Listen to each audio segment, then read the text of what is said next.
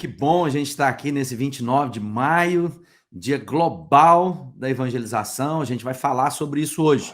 Mas antes da gente entrar nesse bate-papo tão gostoso, eu quero apresentar Marcos Rocha. Bom dia, Marcos. Bom dia, gente. Que alegria estar aqui para falar de algo tão importante para nós como igreja nesses dias. Marcos que está lá de Goiânia, né? E tem o João Pedro que foi missionário e está retornando para o Japão em breve. João Pedro, seja bem-vindo aqui ao nosso bate-papo. Você participou desse movimento um tempo atrás lá no Japão, né? Bom dia, pessoal. É um privilégio estar aí junto com vocês, incentivando esse momento tão especial, né?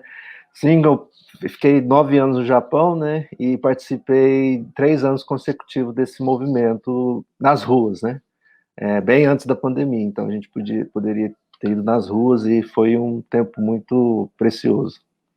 Obrigado, João. Agora mesmo a gente vai falar sobre isso. E tá aí, pastor César de Oliveira, lá diretamente, né? De um tempo dele. Obrigado por você ter tirado esse tempo seu aí de descanso para poder falar com a gente. Obrigado, viu, César? Bom demais, pessoal. Privilégio a gente poder estar aqui juntos, né? E repartir, ouvir, incentivar, estimular, né, essa proposta que é a propagação do Evangelho. Então, a gente fica muito alegre de celebrar esse momento e trazer essa provocação nos nossos dias para que a gente cumpra essa jornada. Bom demais. Bom, antes da gente começar o nosso bate-papo aqui, nesses próximos minutos a gente vai estar junto, nós queremos assistir um vídeo, que é o vídeo que apresenta o Dia Global de Oração, de Evangelização. Nós temos também o Dia Global de Oração, mas hoje nós estamos falando especificamente do Dia Global de Evangelização. Bom, passa o vídeo aí pra gente e a gente volta na sequência. Portanto, ide, fazem discípulos de todas as nações.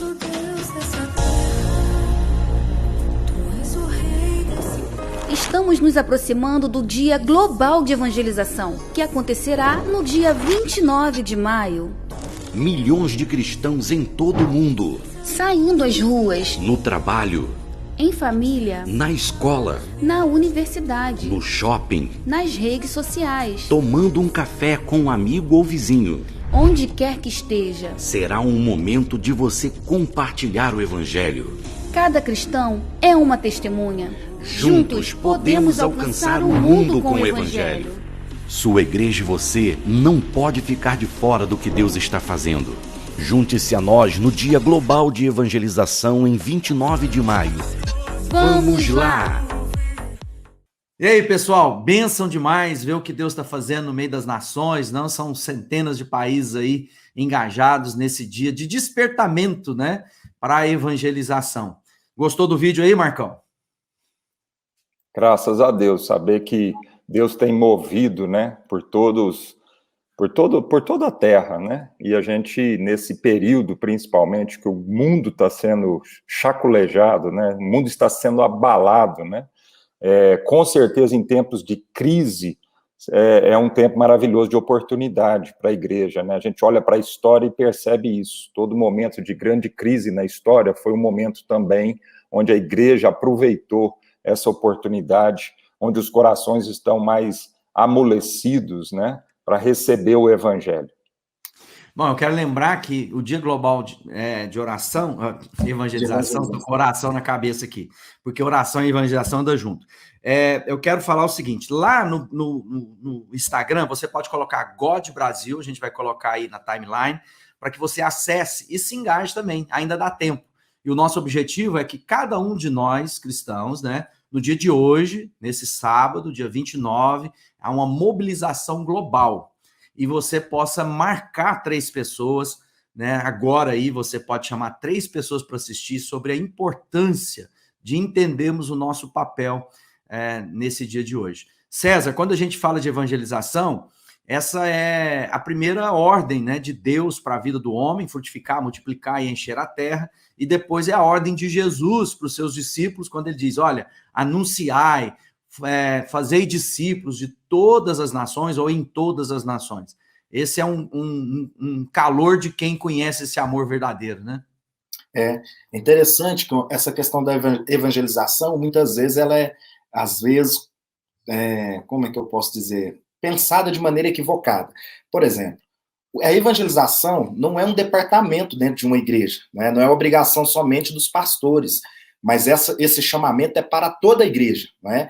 E à medida que eu entendo que fui alcançado, eu vou repartir essa mensagem, eu vou trazer ela onde eu estiver. Não é simplesmente um ato de evangelismo, né? Através do ato eu também evangelizo, mas também não se limita. Então, a importância da gente entender que isso é um chamamento de todos nós. Às vezes alguns pensam, né? Ah, evangelização é coisa para o Marcão, evangelização é coisa para o João, para o Ogálvaro, para o pastor, para o obreiro. Não. Evangelização é a igreja evangelizando a cidade através daquilo que ela é. Então, isso se dá no nosso dia a dia em todos os lugares. Então, eu vejo a importância desse despertamento e de entender que isso é uma prioridade da igreja. Não é algo simplesmente que faz parte, mas é uma direção de Jesus para nós. Bom, eu quero aproveitar isso que o César está dizendo, né? E depois a gente vai contar a nossa própria história como Sal da Terra, porque aqui nesse quadro aqui, especialmente hoje, infelizmente nós não conseguimos a conexão com o nosso querido Paulo Eduardo. Um abraço aí para Paulo Eduardo, que não conseguiu entrar lá. Nós fomos formados num departamento de evangelização, né? De todos nós, e a gente vai explicar isso melhor para entender o que o César está dizendo. Isso não é responsabilidade de alguém, mas nós éramos aqueles que mobilizava a igreja para cumprir o mandato, né? E não apenas fazia evangelização, mas levava a igreja a esse despertamento, tanto pessoal, como também nessas ações pontuais, né? Seja num evento, seja numa campanha, seja na visitação de casa em casa, a gente já fez tudo isso. E eu quero lembrar, 93% dos membros ativos da igreja de hoje nunca compartilharam o evangelho. Isso é uma pesquisa, um dado feito, né, mundialmente por essa organização, e a gente percebe então que ainda estamos muito aquém, né? O Brasil cresce mais do que cresce a população, a igreja cresce no Brasil mais do que cresce a população, mas imagina, se todos nós, ou pelo menos uma maior fatia desses cristãos saíssem para evangelizar. João, a experiência no Japão que você teve lá como missionário, e você foi justamente para trabalhar juventude, mobilização, através das artes, para fazer impactos para eventos de evangelismo, tanto na rua como dentro da programação da igreja. Conta um pouquinho dessa sua jornada de 9 anos, né, no Japão. Foi uma jornada dura, bem... foi um desafio, porque eu tive que aprender a língua. No verão, o pessoal vai, faz evangelismo, mas depois eles vão embora. Então, não tem aquele acompanhamento. E a primeira coisa que eu tive que aprender é aprender da cultura, é aprender a língua, porque não adianta você querer ganhar o coração do povo sem falar a língua, sem falar da cultura. Então, eu tirei 2 anos da minha vida lá exclusivamente para aprender o japonês, e assim dar suporte à igreja japonesa, né? Então, por exemplo, lá o pastor, ele faz tudo. Ele é o ministro de louvor, ele que limpa a igreja, ele que faz o evangelismo. Então, não tem uma equipe, né? Um corpo de liderança que ajude a igreja nesse serviço de ministério, de evangelismo. E como a cultura do Japão é bem acadêmica, bem assídua, para você ajudar no processo de evangelismo, ou dar um discipulado, ou fazer um estudo bíblico, você tem que ter, na cabeça deles, né? Você tem que ter algo oficial, você tem que ir para o seminário, você tem que ser consagrado pastor para fazer os trabalhos. E isso não é verdade. É bom ter, né? É bom ter um treinamento oficial, mas para você fazer o trabalho de frente, você tem que ter um título. Então, tudo lá é questão de título para ser respeitado. E eu participei do Dia Global de Evangelização lá, porque foi uma ajuda, né, para as igrejas, para ver que, principalmente com os jovens, que eles têm a capacidade de evangelizar, que eles não precisam ir para um seminário 4, 5 anos, formar, fazer doutorado, pós-graduação, para passar a palavra de Deus. Então, foi um desafio para mim, para a gente, lá no Japão, para passar isso. Falar assim, não, você passar o seu testemunho, né, o amor que você recebeu de Cristo para as outras pessoas. E para ganhar o coração do japonês demora muito, é um povo assim, bem reservado, não é muito aberto igual a cultura brasileira, que abraça, que recebe, né? Então, foi um processo muito bom para mim, É um aprendizado muito bom para mim. E é bom estar aqui, porque eu estou recarregando as minhas baterias para voltar e continuar o trabalho lá. Bom, Marcão, obrigado, João. Marcão, quando a gente fala de evangelização, o César falou de uma coisa importante. E o João completa isso dizendo que há paradigmas, né? Ou seja, essa anunciação, a proclamação do evangelho seria de responsabilidade de um grupo apenas dentro da vida da comunidade cristã. Mas uma vez tendo consciência do discípulo, sendo discípulo de Jesus, o que nos resta fazer é formar outros discípulos, é repetir a nossa própria essência, a nossa identidade. Você entra na vida da igreja através de uma equipe de evangelismo, né? Você estava envolvido desde o início lá da sua jornada, lá nos seus quase 17 anos de idade, muitos anos atrás, né? E agora é pastor de igreja. O que você percebe nessa jornada? Qual a dificuldade do cristão de entender seu papel na tarefa mundial aí? Eu percebo que na década de 90, né, quando eu converti em 1991, então você tinha um kairos, um momento, né, de Deus no nosso país, né? Foi a década de 80 e 90, foram 2 décadas assim de uma evangelização em massa, né? Então havia essa chama, né? Desde as pregações, dos púlpitos, havia um estímulo muito grande, né? Eu lembro que Goiânia, né? Eu não morava em Goiânia na época, eu morava em Uberlândia, mas hoje eu estou em Goiânia há 15 anos, e a gente percebe que... Mas a gente vinha em Goiânia de vez em quando, e a gente percebia, porque Goiânia, por causa da cultura, o João falou do Japão aí, da cultura reservada, né? Então, a cultura de Goiânia é justamente o oposto, né? É uma cultura mesmo do povo entrar na vida um do outro, né? É uma cultura muito aberta, e isso facilita demais para a evangelização. E então a gente vinha para Goiânia na década de 90, a gente percebia, por exemplo, que os adesivos nos carros, as camisetas, a ênfase era o nome de Jesus Cristo, né? Então a gente via assim, Jesus Cristo é o Senhor, só Deus salva, e independente da denominação, da igreja, o que for, ou seja, tinha uma mobilização para o nome de Jesus, né? Para a gente pregar o nome de Jesus, o Cristo, né? Mas aí o tempo foi passando, as igrejas foram alcançando sucesso em termos de evangelização, foram crescendo, né? E tristemente você nota hoje que os adesivos e as camisetas, né? Os banners, os outdoors, eles já não falam tanto no nome de Jesus, eles falam mais do nome da igreja, né? Da instituição, da denominação, né? Então, a gente percebe que é um outro momento que nós estamos vivendo hoje, diferente daquele momento que nós vivemos de um estímulo de evangelização muito grande, né? Então, eu percebo essa diferença e a gente fica triste com isso, né? Eu acho que a gente precisa voltar a ter um movimento, né? Onde o nome de Jesus é engrandecido, né? E não o nome da igreja, né? E a gente vai percebendo uma certa antipatia na sociedade com relação a esse exagero, né? Do nome das igrejas, das denominações, e a gente vai percebendo, né, que cada vez mais o nome a pregação evangelística centrada em Cristo, ela vai diminuindo na nossa vida, né? E na vida no meio da igreja. Então, Atos capítulo 5, né, no finalzinho ali, no último versículo, diz que os discípulos não cessavam de pregar no templo diariamente, de casa em casa, o nome de Jesus, o Cristo, né?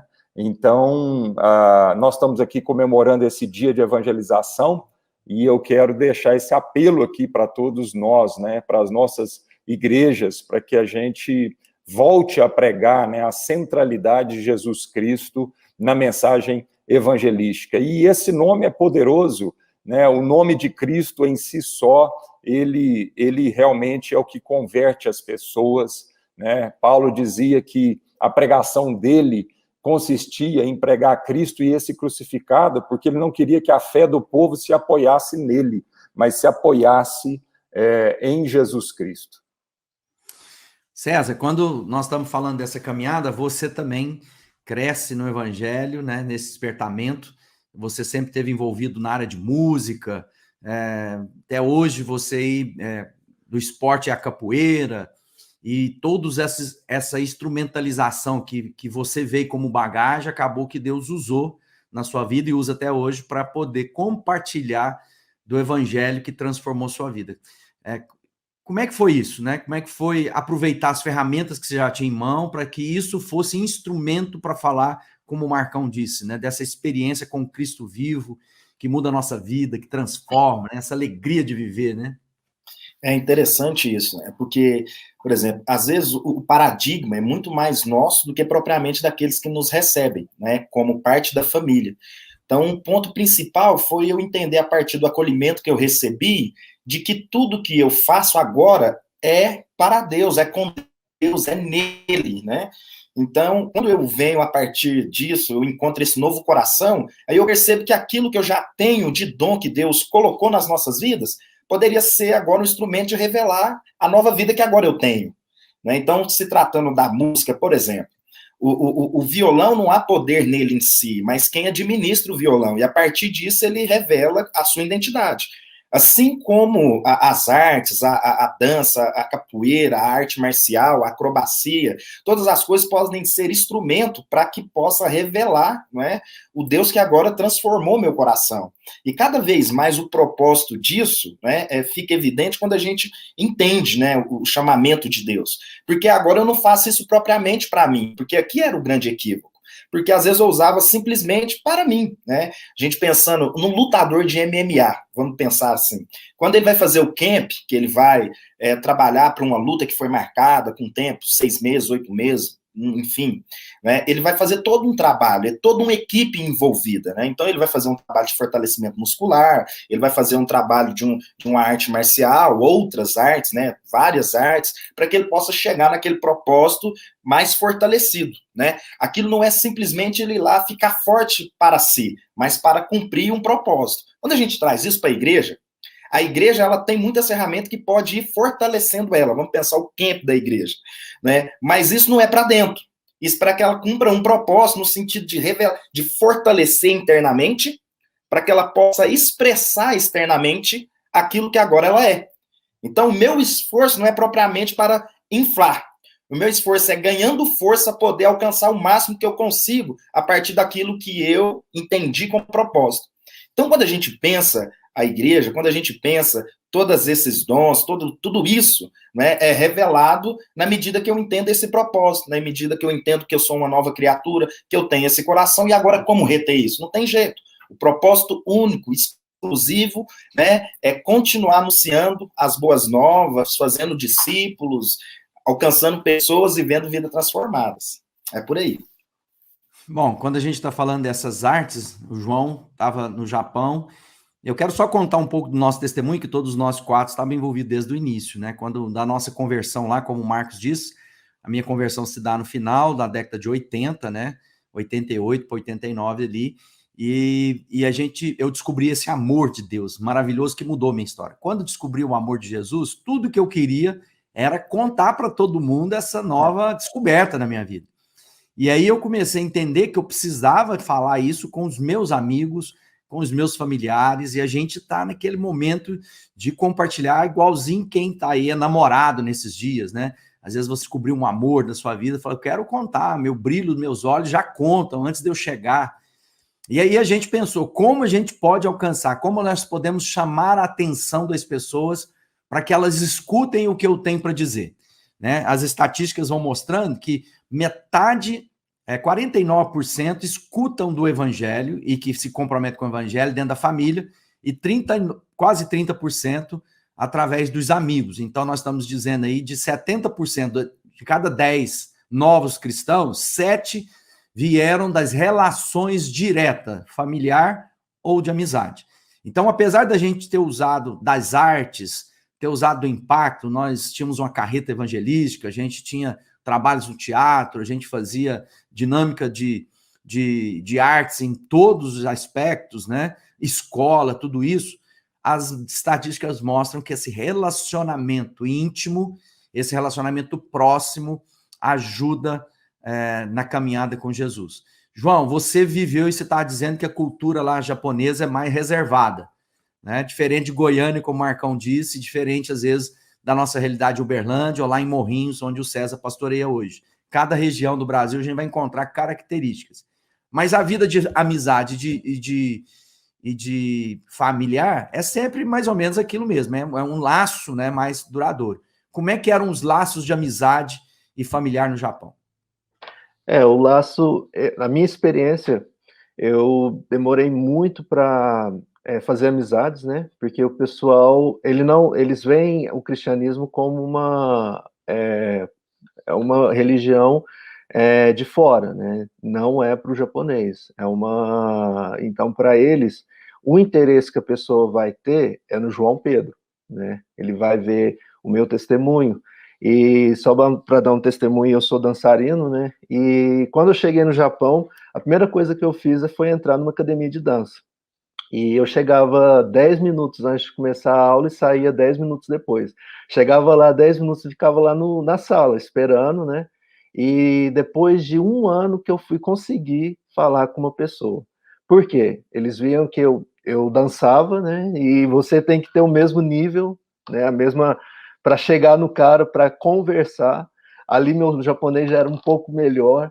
Então, depois de um ano, eu indo todas as semanas, 2 vezes a semana, eu consegui fazer amizade com uma pessoa depois de um ano.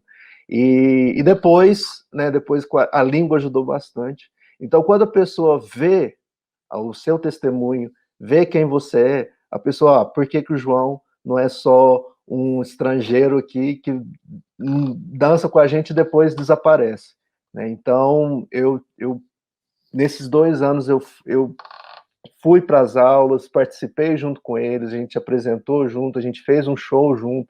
Então, essa unidade na cultura japonesa de se unir, ao mesmo tempo eles são reservados, mas quando você está dentro de um grupo, é muito mais fácil de alcançar o coração deles. Não, é o Espírito Santo que convence, mas o nosso testemunho faz muita diferença da pessoa. Eles têm experiência de estrangeiros que vêm, dá a palavra, faz aquele revurdunço todo, evangelismo e tudo, e vai embora. E a igreja japonesa fica lá, não tem uma pessoa para continuar o trabalho, não tem uma pessoa para discipulado, né? Então, o 1 a 1, né, conversar com a pessoa, de sair com a pessoa, chamar para sair e viver, né, a experiência do evangelho e passar o evangelho na vida como testemunho é algo muito importante que eu vi lá, né? E a gente vê isso aqui no Brasil. A gente, depois do culto, a gente sai para comer e tudo, então pode ser tudo muito vazio, né? Muito shallow, como é que fala? Muito superficial. Então, lá no Japão, demora mais um pouco para entrar dentro, aprofundar mais nos relacionamentos. Mas uma vez que a gente consegue, né? E isso eu sempre falo, aprender a língua, a cultura, porque sem isso não adianta. Não tem como ganhar o coração da nação sem passar um tempo a aprender e observar, né? E durante o tempo que eu estava lá no treinamento, a gente trouxe um pastor japonês e a gente fez o treinamento, a gente podia fazer perguntas para esse pastor japonês. A única coisa que ele falou assim, a gente perguntou para eles, como que a gente ganha o coração do japonês, né? O pastor japonês falou assim, aprende a língua, observa os pequenos detalhes, não vem pregar, não vem ensinar, mas observa como que a gente limpa a igreja, como que a gente relaciona com as pessoas, né? Então isso é muito importante, a gente... e tem algo comum, como o César falou, a gente pega o dom, eu sou um dançarino, né? Então eu me relaciono com um outro dançarino, que a gente tem o mesmo, né? Mesmo não falando a língua bem, mas a gente já tem o mesmo algo em comum. Então eu quero encorajar, né, vocês nessa semana, nesse movimento, né, de engajar com pessoas que têm o mesmo dom, o mesmo interesse que você tem, e assim as coisas fluem. E a ajuda do Espírito Santo, a gente, né, é ele que convence, mas ele já nos dá essas estratégias para a gente chegar e passar a palavra dele. Bom, de maneira prática, Marcão, quando a gente olha para treinamento, capacitação, despertamento da igreja local para o seu papel na evangelização da cidade, do bairro, a prática, né? A praxis da comunidade da fé que você pastoreia. Quais são os estímulos, quais são as coisas que estão sendo implementadas, por exemplo, na sua vivência nesse tempo em Goiânia, para que cada cristão seja de fato um discipulador, um anunciador de boas novas, né? O que você tem feito como igreja para que essa consciência seja implantada no coração das pessoas, da sua própria responsabilidade e privilégio de compartilhar desse amor? Bom, primeiro é dizer do desafio hoje, né? Na minha situação aqui em Goiânia. Goiânia é uma cidade muito evangelizada, né? Como eu disse, a década de 80 e 90 aqui foi impressionante, né? O que aconteceu na cidade no começo de 2000. Então, hoje você percebe que há um fluxo de crente que migra de uma igreja para outra, né? Então, a maioria das pessoas, por exemplo, que chega na nossa congregação hoje já tiveram alguma experiência. Não significa que são pessoas realmente convertidas, mas significa que são simpatizantes, né, do evangelho. E muita gente que você tem que trabalhar, né, para desconstruir algo que foi construído equivocadamente, para depois começar a construir a bases ali, alicerces do verdadeiro evangelho. Então, isso é um desafio hoje no Brasil. De certa forma, Galva, a década de 80, 90 no Brasil, para a igreja evangélica, era muito mais fácil, né? Porque a gente pegava muita gente que estava tendo os primeiros contatos mesmo com a palavra de Deus. Então, é igual você reformar uma casa e você construir uma casa, pegar um terreno, né, limpinho e começar a construir. A gente sabe que a reforma é muito mais desafiadora, muito mais complicada, porque você tem que, na reforma, é como se você tiver que trocar o pneu do carro em movimento, né? Então, esse é um desafio hoje aqui para mim, pessoalmente, que sou pastor de uma congregação em Goiânia, né? E aí, a gente vê que a eficácia da evangelização, tanto é que nós estamos falando aqui, a maioria de nós estamos falando o tempo todo sobre relacionamento, porque as estatísticas já mostram, mais de 90% das pessoas vêm a Cristo e se converte a Jesus Cristo pela relação pessoal, né? Não que a gente não tenha que proclamar, anunciar. A gente acredita que a proclamação, o anúncio das boas novas é muito importante até para você criar um ambiente, né, onde as pessoas já vão sendo preparadas para receber o evangelho. Mas a estatística mostra, por exemplo, se eu for fazer entre nós quatro aqui, como é que a gente converteu? Eu converti através da relação, né, da Roberta, que hoje é minha esposa, na época era minha namorada, e foi ela que, através do testemunho pessoal dela, me levou a Cristo. Então não foi rádio, não foi televisão, não foi um panfleto, não foi numa praça pública que eu me converti. E a grande maioria das pessoas converteram dessa forma. Então, nós não precisamos reinventar a roda. A gente precisa estimular a própria igreja para que a igreja, nos seus contatos, né, sejam familiares, vizinhos, colegas de trabalho, na escola, façam esse papel. E duas coisas muito importantes, né? O testemunho de coerência entre aquilo que eu falo e aquilo que as pessoas vão ver na minha vida. Então, você vê a igreja de Atos, era uma igreja fortíssima em evangelismo. Por quê? Porque elas viviam o evangelho, as pessoas viam o amor entre eles, e através desse testemunho, ela caía na simpatia da sociedade, e a sociedade, então, tinha uma grande admiração, né? Agora, não era só isso. A igreja de Atos também era uma igreja que pregava, anunciava, ensinava com intrepidez, com ousadia. Então, é preciso haver a palavra pregada. Nós temos que falar do evangelho. Não adianta também só dar o testemunho. É preciso falar o evangelho. Então, o nosso trabalho aqui, e é engraçado, porque hoje, se você me perguntar qual é hoje o maior desafio da igreja local aqui para mim, que eu pastoreio, esse é o maior desafio, né? A gente tem aquele livro lá, né, que a gente estuda há muitos anos, as 8 marcas de qualidade, né?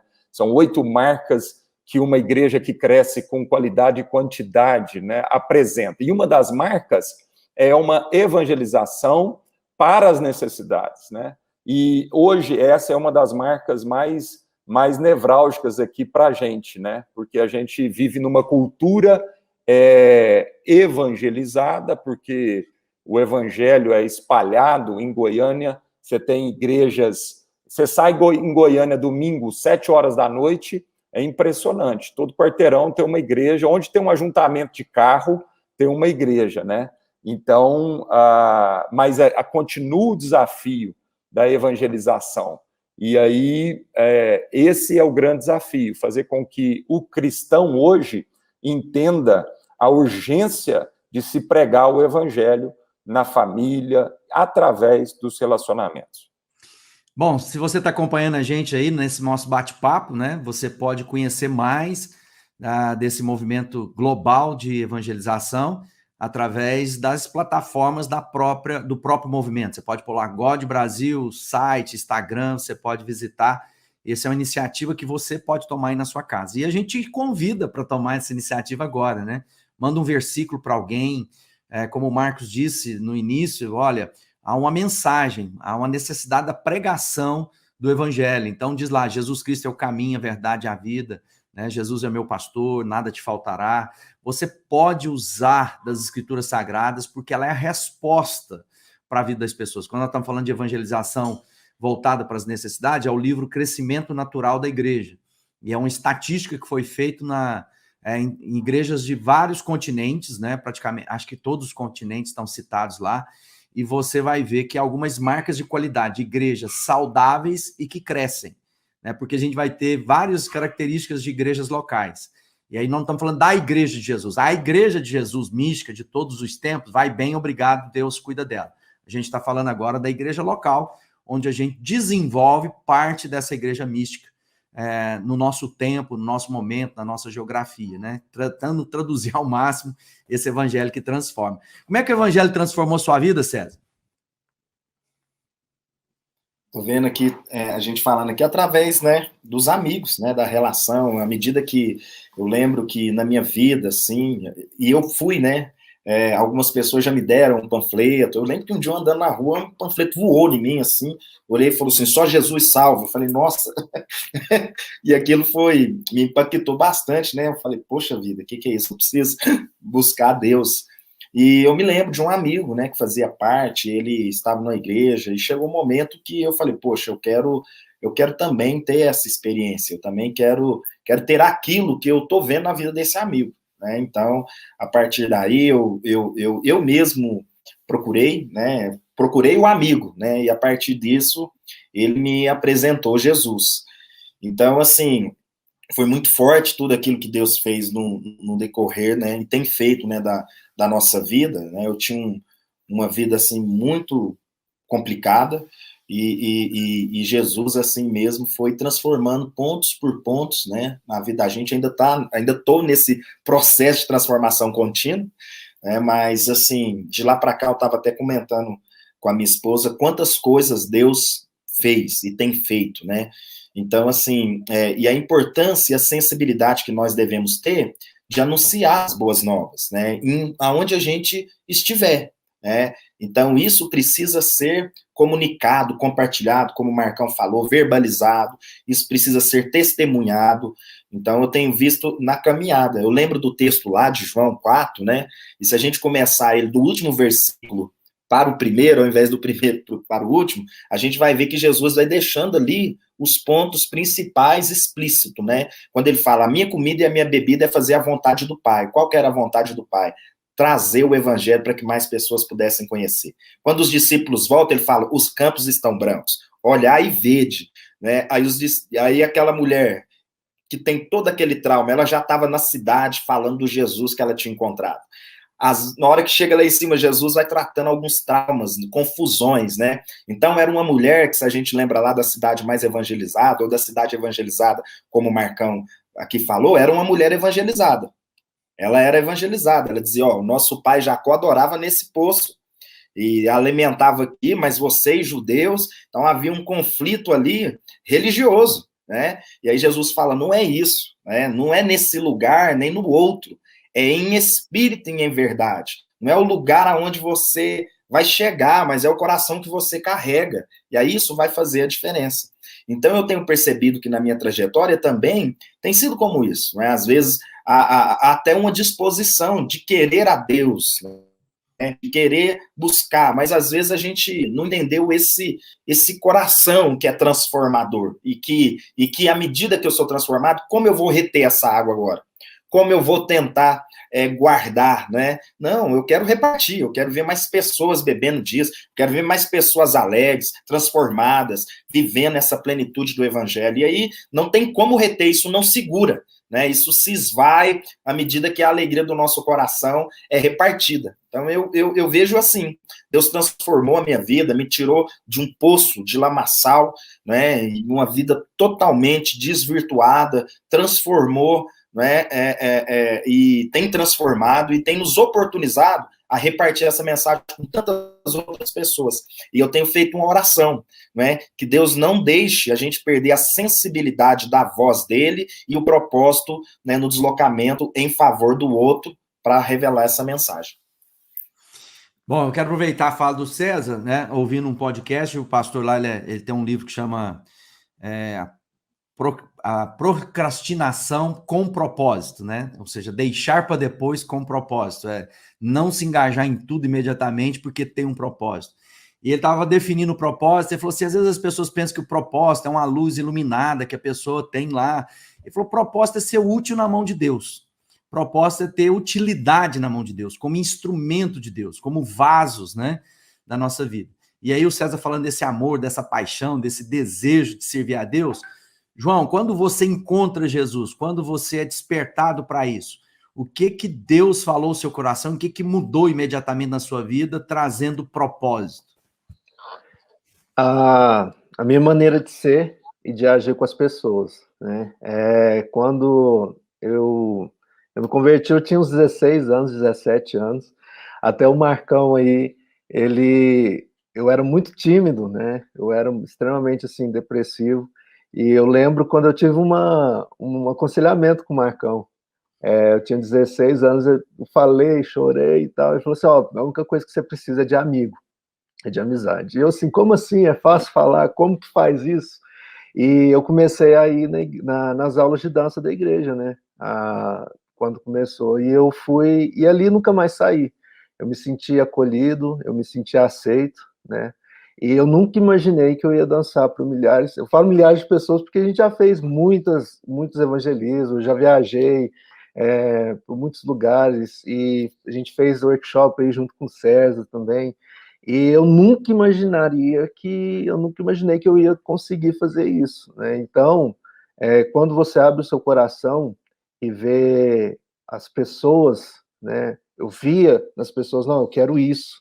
Eu via as conferências, né, o pessoal dançando, eu assim, não, eu quero estar lá em cima um dia, eu quero estar junto, mas eu vi as pessoas expressando o amor de Deus de uma maneira que eu queria fazer também. As pessoas, né, pregando em inglês, eu queria, não, eu quero aprender inglês, eu quero fazer a mesma coisa. E isso, né, quando você quer, quando você tem esse estímulo, que a gente é a nossa obrigação de estimular as pessoas e ser testemunho das pessoas e acreditar na pessoa. Uma vez um pastor lá do Japão também, não é japonês, ele falou assim, o pouco que você tem é muito para uma outra pessoa. Você acha que é pouco, mas é muito para uma pessoa que você está caminhando, é muito para uma pessoa que está andando com você, né? E o nosso chamado de ID, então, aquilo, porque é um chamado muito pessoal. Eu não vou convencer o César de fazer o que eu tenho que fazer, eu não vou convencer o Marcão de fazer o que eu tenho que fazer. Então, é um chamado muito íntimo e muito... Eu falo do Japão para todo mundo, eu quero que todo mundo vá para o Japão, mas é uma responsabilidade de quem? Minha. É uma responsabilidade que Deus me deu para ir e pregar. E mesmo na distância, eu não estou lá, mas o meu coração está lá, né? Eu posso incentivar. Agora mais do que nunca, né, João? Mas, agora casado. Então, assim, eu casei com uma japonesa também, então, a Lia. Então, assim, a promessa, aquilo que Deus colocou no seu coração, é você ir para o seu quarto, orar e ver o que Ele quer de você. Então, foi isso que eu fiz. quando eu aceitei o sim, porque o nosso sim é muito poderoso. Quando a gente fala sim, mas a gente tem a escolha de falar sim ou não, né? Mas quando fala sim, Deus ele coloca dentro do coração e nos ajuda. Ô, João, eu quero, aqui lembrando o João falando aqui, eu me lembrei um provérbio africano, que diz assim, ó, se você pensa que é muito pequeno para fazer a diferença, tenta dormir num quarto com um pernilongo a noite toda. Ou seja, então, bem todo mundo cumpre um propósito, né? E dentro da sua autenticidade pode aí cumprir, né, um direcionamento, um chamamento de Deus. O César faz uma live todos os dias às 3 horas da tarde, ditados ditos e não ditos. Ele cita todos os ditados no mundo inteiro que ele tem lá, conhecimento. Bom, a gente está chegando ao final. Se você está acompanhando a gente aqui, eu quero te estimular, né, a falar do amor de Deus para 3 pessoas hoje. Talvez você precisa criar um processo, né, novo na sua mente, de maneira que você faça isso no primeiro momento, às vezes até imposto, né? A gente, às vezes, na hora da evangelização, é necessário, às vezes, eu criar uma imposição sobre os meus sentimentos. Às vezes você pensa, mas eu sou tímido, não sei falar, depois vou ficar chato, não sei. A gente compartilha um versículo com a vida das pessoas. E a gente vai criando esse hábito, né? Talvez todo dia pela manhã você lembrar de alguém e dizer, lembrei de você, meu amigo, quero deixar uma promessa para você. Então, que Deus possa usar estratégias. Nós estamos chegando ao final, marque alguém, compartilhe esse vídeo, né? Nós acabamos de postar aí anteriormente o vídeo, né, para você ver sobre a evangelização, que foi criada aí pelo Ministério e está colocada aí na nossa plataforma. Marca 3 pessoas, toma a iniciativa, faça algo que compartilhe desse amor que transformou. Nós temos aqui nesse painel 4 irmãos, né, que cresceram juntos na fé. Nós temos o João, morou na Inglaterra, foi missionário na Inglaterra, morou no Japão como missionário, aprendeu inglês, aprendeu japonês para contar o amor de Deus. Viajou aí por vários países, nem sei quantos países o João já passou aí. O Marcos também foi missionário na Inglaterra, morou recentemente nos Estados Unidos. O objetivo, compartilhar o amor de Deus. O César, através das artes, né, viajou à Europa, esteve na Inglaterra compartilhando o amor de Deus, Portugal, ou seja, muitas coisas que Deus está usando para espalhar essa notícia para todo mundo. Deus quer usar a sua vida aí na sua casa. Para isso eu quero deixar, Marcão, uma última palavra para estimular nesse dia global de evangelização, quem está acompanhando a gente. Só uma coisa que a gente não falou, que também é muito importante, é o tanto que um processo de evangelismo te renova a nossa fé. Eu acho que isso é muito importante falar. Quando você está evangelizando alguém, quando a pessoa faz aquelas perguntas básicas e você vê o evangelho aflorar no coração dela, isso te dá um renovo, principalmente para nós, pastores, né, que ficamos cuidando de crente, às vezes, na maior parte do tempo, né, aconselhando o crente e tal. Quando nós, pastores, estamos evangelizando uma pessoa que não conhecia nada de Deus, que era um ateu, e agora está descobrindo o evangelho, como isso é renovador para todos nós, como Deus usa essa pessoa também para animar o nosso coração. Então, até para a sua fé, é importante você evangelizar, porque quando você evangeliza, Deus vai trazendo renovo sobre você, e você vai lembrando do que é a grande comissão, né? E que essa é a missão de Deus para a nossa vida, e todo o resto vai ficando menor, né, os problemas e tudo, porque você vai tendo a alegria do evangelismo. Então, só queria dizer isso, a alegria de evangelizar. Evangelizar não é um peso, não tem que ser um peso. Evangelizar é algo que vai trazer um renovo e uma alegria muito grande na sua vida. Obrigado, Marcos. João Pedro, sua última palavra aí para quem, né, quer ser missionário para as nações aí. Não desista, tenha convicção daquilo que você combinou com Deus, no chamado que Deus colocou no seu coração. Pessoas vão te encorajar, pessoas vão te desanimar, mas fiquem firmes na promessa, porque é um privilégio, né? Então, eu quero deixar essa palavra, porque eu quis desistir muitas vezes, né? Foi muito desafiador, mas fique firme nas promessas e naquilo que Deus colocou no seu coração para você fazer. Amém? Obrigado, João. César.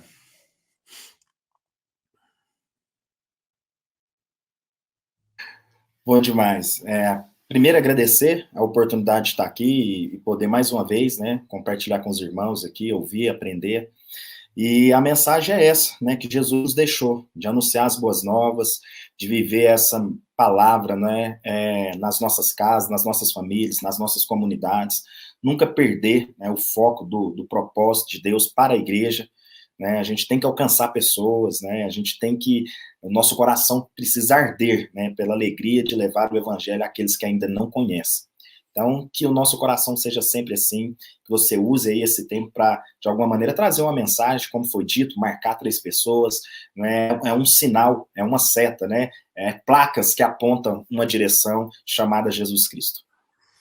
É isso aí, quero agradecer a todo mundo que tem acompanhado a gente aí nesses 40 e poucos minutos e 45 minutos de bate-papo, e lembrar que hoje é o Dia Global de Evangelização, e o nosso objetivo aqui é te estimular, te ajudar, trazer à memória, né, a nosso papel como indivíduo, como discípulos de Cristo, como comunidade de fé espalhada.